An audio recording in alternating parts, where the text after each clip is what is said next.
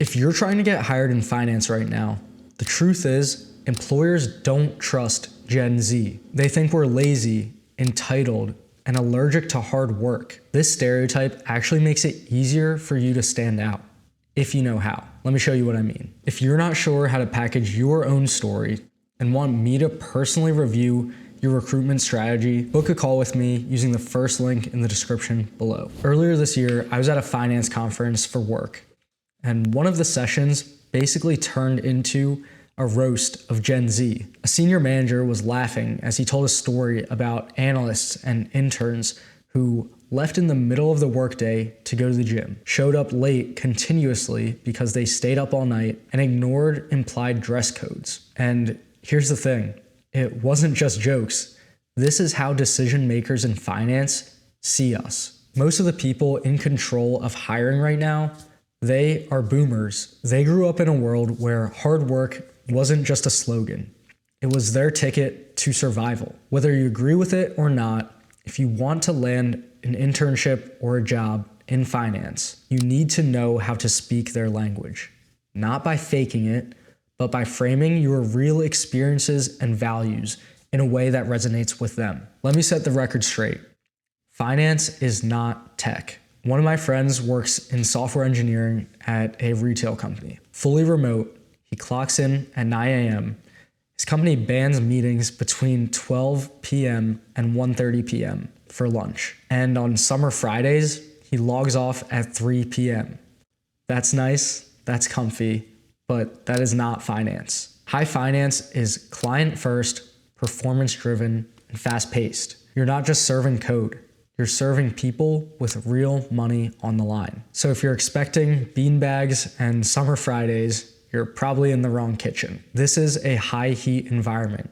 Either you learn how to handle it or you step out. That's why managers are skeptical of Gen Z. Too many people walk in expecting a tech kitchen, but this one runs hotter. So how do you win respect in this type of environment? You show that you respect the hierarchy.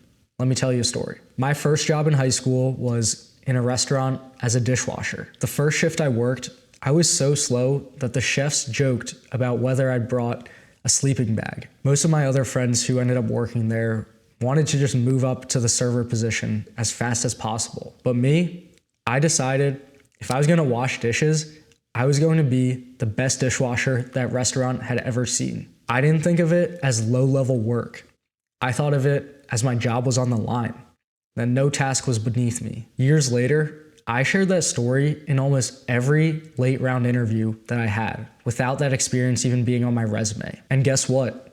It resonated, because boomers hear that and don't think dishwasher. They hear, this kid understands hard work, attention to detail, and respects the chain of command. That's the stuff they value. Here's the mistake that a lot of students make. They think hiring is just about the vibes. Like if you're chill and relatable, you'll get the offer. But boomers don't hire vibes, they hire values. That's why the dishwasher story worked.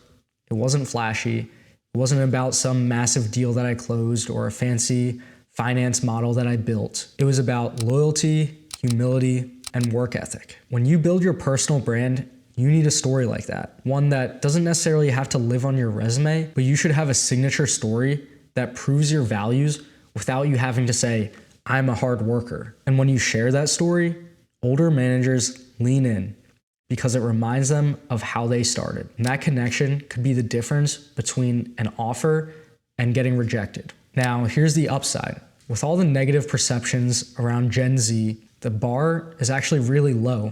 And that's your advantage. If managers think that most Gen Z hires show up late, don't dress right, and don't care about the work, all you need to do is the basics to stand out. Show up 10 minutes early, dress one level sharper than you think you need to be, and send a thoughtful follow-up after an interview. It's like walking into a kitchen where the last cook burned the dish and left a mess everywhere. If you simply clean up, prep your station, and plate something decent, you look like a star. The standard is that low right now, which means if you take professionalism seriously, you'll rise faster than you think. The truth is, getting hired isn't about being the smartest.